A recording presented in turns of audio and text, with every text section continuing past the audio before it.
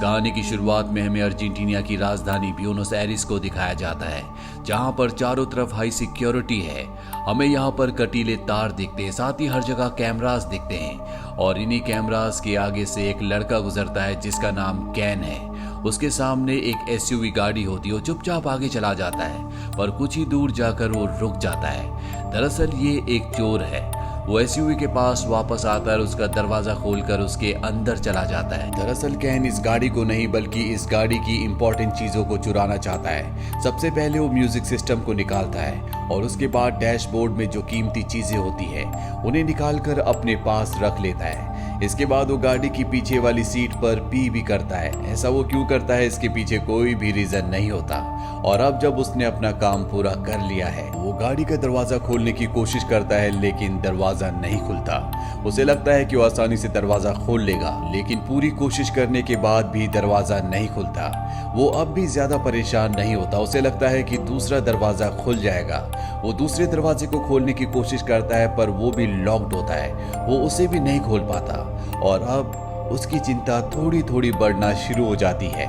पर अब भी कैन पूरी तरह से कॉन्फिडेंट होता है क्योंकि वो गाड़ी के फ्रंट ग्लास को तोड़कर बाहर निकल सकता है। वो अपने पैरों से फ्रंट ग्लास को तोड़ने की कोशिश करता है। वो कई बार उस पर किक करता है लेकिन पूरी कोशिश करने के बाद भी फ्रंट ग्लास नहीं टूटता और अब उसकी टेंशन धीरे धीरे बढ़ना शुरू हो जाती है। वो गाड़ी के टायर खोलने वाले टूल को निकालकर फ्रंट शीशे पर कई बार मारता है लेकिन इसका भी कोई फायदा नहीं होता। उसे कुछ समझ नहीं आ रहा होता, इसीलिए दरवाजे के लॉक वाले डोर के प्लास्टिक को वो खोलता है और जब वो ऐसा कर रहा होता है तभी उसका हाथ कट जाता है। कैन की परेशानियां अब और भी ज्यादा बढ़ चुकी है, इसीलिए वो गाड़ी की पिछली सीट पर चला जाता है जहां पर उसने पी किया था।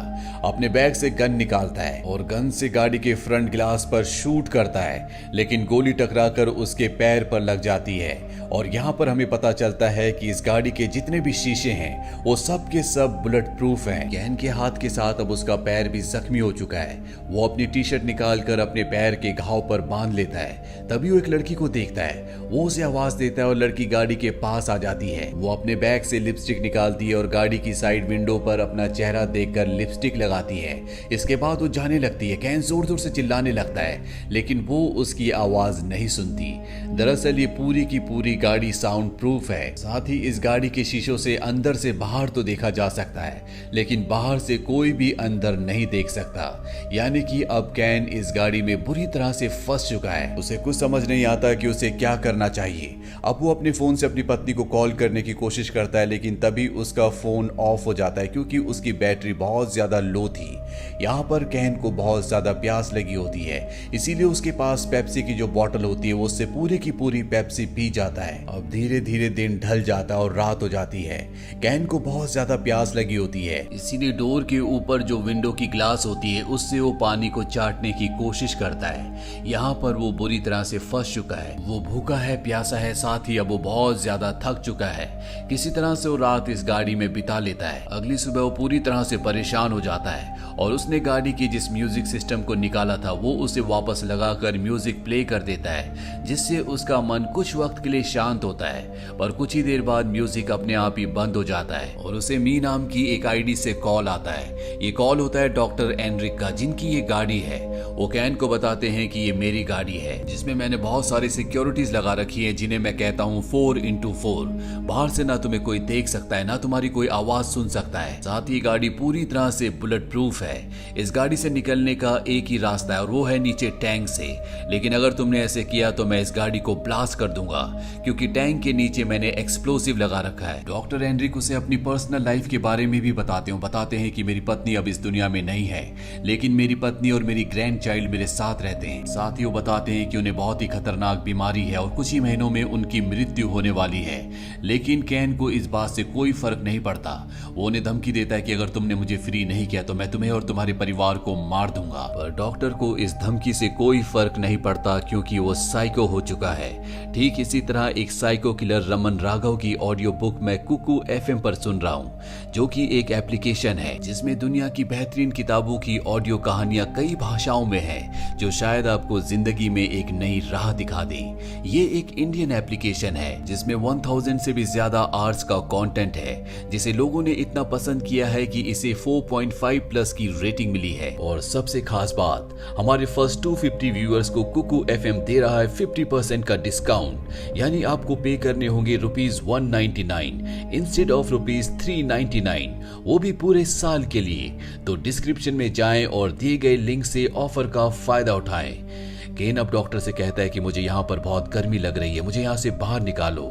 और अब फोन कट हो जाता है और गाड़ी का एसी अपने आप ही ऑन हो जाता है। और गाड़ी का एसी ऑन होने से धीरे धीरे गाड़ी में ठंड बढ़ना शुरू हो जाती है। गाड़ी का टेम्परेचर बहुत ज्यादा डाउन हो चुका है। यहाँ पर कैन कांपना शुरू कर देता है, अपनी टी शर्ट को एक बार फिर से पहन लेता है, लेकिन इसका कोई फायदा नहीं होता क्योंकि यहाँ पर ठंड बहुत ज्यादा है। उसके होंठ नीले होना शुरू हो जाते हैं, वो हाइपोथर्मिया का शिकार हो रहा है। साथ ही उसके पैर में जो घाव है वो भी अब इन्फेक्टेड हो चुका है। और इससे पहले कि उसकी जान जाती, डॉक्टर एनरिक एसी को बंद कर देते हैं। और अब यहाँ पर उसे कुछ भी समझ नहीं आ रहा होता कि वो क्या करे। तभी वो देखता है कि एक पुलिस वाला गाड़ी के पास आ रहा है। उसके अंदर एक उम्मीद जागती है। वो चिल्लाकर उसे आवाज लगाता है, लेकिन पुलिस वाला ना उसकी आवाज सुन सकता है ना ही उसे देख सकता है। दरअसल वो यहाँ पर इस गाड़ी का चालान काटने के लिए आया होता है, क्योंकि ये गलत जगह पर यानी कि नो पार्किंग पर खड़ी होती है। पुलिस वाला गाड़ी के चालान को फ्रंट शीशे पर रख कर चला जाता है। कैन अब हर एक उम्मीद को खो चुका है। तभी उसके अंदर उम्मीद जागती है, क्योंकि यहाँ पर एक चोर आता है जो गाड़ी के दरवाजे को खोलने की कोशिश करता है। पर कैन की किस्मत बिल्कुल अच्छी नहीं होती। पड़ोस के लोग उस चोर को देख लेते हैं, उसका पीछा करते हैं। हालांकि चोर यहाँ से भाग जाता है, लेकिन अब पुलिस यहाँ पर आ चुकी है।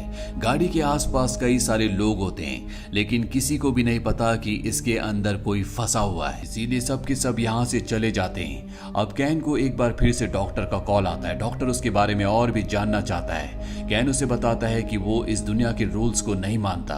यहाँ के जो अमीर लोग हैं वो गरीबों को कुचलना चाहते हैं और वो कभी भी ऐसा नहीं होने देना चाहता, इसीलिए वो चोरी करता है, जैसे उसके पिता और उसके ग्रैंडफादर किया करते थे। कोई अगर उसे गन पॉइंट पर रखकर भी ये काम करने से मना करेगा तब भी वो यही काम करेगा। और अब डॉक्टर को उसका ये जवाब अच्छा लगता है, इसीलिए वो उसे बताता है कि गाड़ी की सीट के पीछे एक पाइप है जिसके अंदर गाड़ी को साफ करने का पानी है, तुम उस पानी को पी सकते हो। और ये सुनने के बाद गाड़ी के पीछे से उस पाइप को निकालता और उस पाइप से पानी को एक बोतल में भरता है। हालांकि उस पानी में केमिकल भी होता है, लेकिन कैन इस बात की परवाह नहीं करता और एक ही घूंट में पूरा पानी पी जाता है, क्योंकि उसकी पूरी बॉडी डिहाइड्रेटेड हो चुकी होती है।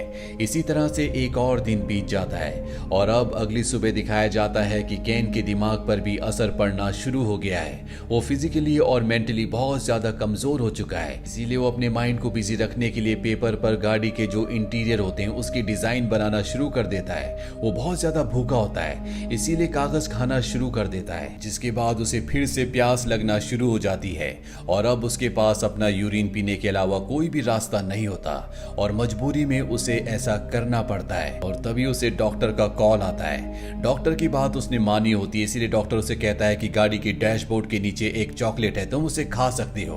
कैन जल्दी से उस चॉकलेट को निकालता है और खा लेता है, जिसके बाद उसकी बॉडी में थोड़ी सी एनर्जी आ जाती है। कैन की फोन की जो बैटरी होती है वो उसे निकाल कर गाड़ी के डैशबोर्ड के ऊपर रख देता है ताकि वो सोलर एनर्जी से कुछ चार्ज हो जाए। और तभी उसे एक बार फिर से डॉक्टर का कॉल आता है। वो कैन को बताता है कि मैं तुम्हारे घर गया था, जहां मैं तुम्हारी बीवी और तुम्हारे बच्चे से मिला। मैंने उन्हें बताया कि तुम्हारी लॉटरी निकली है $1,00,000 की। मैंने उन्हें तुम्हारे काम के बारे में झूठ बताया और उन्हें $1,00,000 दिए और कहा कि अब तुम अपने नए घर को खरीद सकती हो। इसीलिए वो उस घर को छोड़कर नए घर में शिफ्ट हो गए। इसके बाद वो फोन को कट कर देता है। ये सब बातें सुनकर कैन को बहुत दुख होता है कि डॉक्टर उसकी फैमिली तक भी पहुंच गया। और अब उसने बैटरी जो गाड़ी के डैशबोर्ड पर रखी थी उसे फोन के अंदर डालता है, जिससे फोन स्टार्ट हो जाता है। वो अपनी पत्नी को कॉल करता है, लेकिन वो उसके फोन को रिसीव नहीं करती, इसीलिए वो अपनी पत्नी के लिए एक वॉइस मैसेज छोड़ता है। और अब कुछ देर बाद दिखाया जाता है कि वो गाड़ी के स्टार्ट बटन को बार बार प्रेस करता है और गाड़ी स्टार्ट हो जाती है, लेकिन गाड़ी बैक गियर पर लगी होती है। वो गियर बदलने की कोशिश करता है, लेकिन गियर नहीं बदलता। और अब वो पूरी स्पीड से गाड़ी को पीछे ले जाता है। गाड़ी दीवार से टकरा जाती है और तभी गाड़ी के जो एयर बैग्स होते हैं वो खुल जाते हैं, जिससे उसे चोट नहीं लगती, पर गाड़ी का पिछला शीशा टूट चुका है। वो गाड़ी से निकलकर पास ही के पेट्रोल पंप के कैफे में जाता है, जहां पर वो खाने पीने की चीजें लेकर खाने लगता है। पर तभी वहां पर सिक्योरिटी गार्ड आ जाता है। वो कैन से कहता है कि पहले तुम्हें इसके पैसे पे करने होंगे, पर कैन के पास पैसे नहीं है, इसीलिए वो अपनी गन निकालता है और उससे मार देता है। पर तभी उसकी आंखें खुल जाती, वो अब भी एक गाड़ी के अंदर होता है। दरअसल वो इस सपना देख रहा होता है। उसकी हालत बहुत ज्यादा खराब हो चुकी है, उसके अंदर बिल्कुल भी एनर्जी नहीं है और उसके पास जो गन होती है वो उससे अपनी जान लेने की कोशिश करता है, लेकिन गन के उस स्लॉट में गोली नहीं होती। और तभी यहाँ पर एक बार फिर से डॉक्टर का उसे कॉल आता है और तभी गाड़ी की लाइट्स अपने आप ही जल जाती है। उसके सामने डॉक्टर होता है। डॉक्टर फोन से उससे बात कर रहा होता है, पर अब वो गाड़ी के अंदर आ जाता है क्योंकि वो जानता है कि केन की हालत बहुत ज्यादा खराब हो चुकी है। उसके अंदर इतनी ताकत नहीं है कि वो उसके ऊपर हमला कर सके। गाड़ी के अंदर आने के बाद वो केन को बताता है कि आज से पहले मुझे 28 बार लूटा गया है, इसीलिए मैंने ऐसी गाड़ी बनाई जिसके अंदर मैं किसी भी चोर को फंसा सकूं। और अब तुम फंस चुके हो, तुम यहाँ से जिंदा नहीं जा सकते। इसके बाद डॉक्टर किसी को कॉल करता है और केन को मौका मिल जाता है। वो अपनी गन से उस पर शूट कर देता है और गाड़ी से निकलकर रेंगते हुए आगे बढ़ने लगता है क्योंकि उसके अंदर अब इतनी ताकत नहीं है कि वो भागकर या चलकर यहाँ से जा सके। पर डॉक्टर को गोली छू करने के लिए होती है, वो अब भी पूरी तरह से ठीक होता है। वो केन के पास आता है और उसे मारता हुआ उसकी गन को छीन लेता है और एक बार फिर से केन को गाड़ी के अंदर ले जाने लगता है। लेकिन गन की आवाज से यानी कि गोली की आवाज से यहाँ पर पुलिस आ चुकी होती है और वो डॉक्टर से कहती है कि इसे छोड़ दो। लेकिन डॉक्टर केन को गन पॉइंट पर ले लेता है और पुलिस वाले को बताता है कि ये एक चोर है, इसने मेरी एसयूवी चुराने की कोशिश की, इसने मेरे ऊपर गोली चलाई और अब मैं इसके साथ खुद ही निपट लूंगा, ये तुम्हारा प्रॉब्लम नहीं है। लेकिन पुलिस वाला उसे कहता है कि इसे छोड़ दो और डॉक्टर उसकी बात नहीं मानता और कुछ ही देर में यहाँ पर रिपोर्टर्स और पुलिस की और भी गाड़ियां आ जाती है और इन्हीं में एक पुलिस ऑफिसर आता है जिसका नाम एमेडियो होता है। दरअसल अब वो रिटायर हो चुका है और वो डॉक्टर से बात करता है। वो उसे कन्विंस करने की कोशिश करता है कि तुम्हें इसे छोड़ना होगा, पर डॉक्टर उसकी बात नहीं मानता। वो कहता है कि पुलिस वाले अपना काम अच्छे से नहीं करते, इसीलिए इनके जैसे चोर आजादी से घूमते हैं और उसका नुकसान हम आम जनता को उठाना पड़ता है। मैं जो कर रहा हूँ बिल्कुल ठीक कर रहा हूँ। यहाँ पर जितने भी लोग होते हैं आधे लोग डॉक्टर की साइड हो जाते हैं और वो चाहते हैं कि वो केन को मार दे, पर आधे लोग चाहते हैं कि वो केन को फ्री कर दे। पर जो यहाँ पर रिटायर पुलिस वाला होता है वो डॉक्टर से कहता है कि तुम एक एजुकेटेड इंसान हो, तुम कानून को अपने हाथ में नहीं ले सकते, तुम्हें इसे छोड़ देना चाहिए। वो उसे बहुत सारी ऐसी बातें बोलता है जिससे डॉक्टर कन्विंस्ड हो जाता है और अब वो केन को छोड़ देता है। केन किसी तरह से पुलिस की गाड़ी तक आ जाता है और डॉक्टर खुद अपनी गाड़ी में बैठ जाता है। वो अपने मोबाइल पर एक टाइमर चलाता है और अगले पल वहां पर एक बहुत बड़ा ब्लास्ट हो जाता है। दरअसल पेट्रोल टैंक के नीचे जो उसने एक्सप्लोसिव लगाया था उसने उसे ब्लास्ट कर दिया और अब उसकी मृत्यु हो चुकी है। वही केन को दिखाया जाता है जो ये देखकर पूरी तरह से सैड हो चुका है, पर अब वो फ्री है और उसने जो भी अपराध आज तक किए थे इसके लिए पुलिस उसे अरेस्ट कर लेती है। वहीं सारे के सारे लोग डॉक्टर के बारे में बोल रहे होते हैं। वो कहते हैं कि ये एक समुराई डॉक्टर था जिसे अपने ऊपर पूरा विश्वास था। वो जो कर रहा था उसे विश्वास था कि वो पूरी तरह से ठीक था और ये गवर्नमेंट को एक बहुत बड़ा सबक है। कम से कम इस बड़ी घटना के बाद पुलिस प्रशासन अपने काम को अच्छे से करेगी और शहर में जो चोरी की वारदातें होती है उन्हें पूरी तरह से कंट्रोल में ले लेगी। अब यहाँ से केन को हॉस्पिटल ले जाया जाता है, उसका ट्रीटमेंट किया जाता है और इसके बाद उस पर केस चलेगा और उसने आज तक जितने भी गुनाह किए हैं उसकी उसे सजा दी जाएगी। ये पूरी फिल्म, ये पूरी कहानी एक सच्चे इवेंट पर बेस्ड है। ये फिल्म ईयर 2019 में रिलीज हुई थी। IMDb पर इसकी रेटिंग है 5.7। उम्मीद करते हैं कि ये कहानी आपको पसंद आई होगी।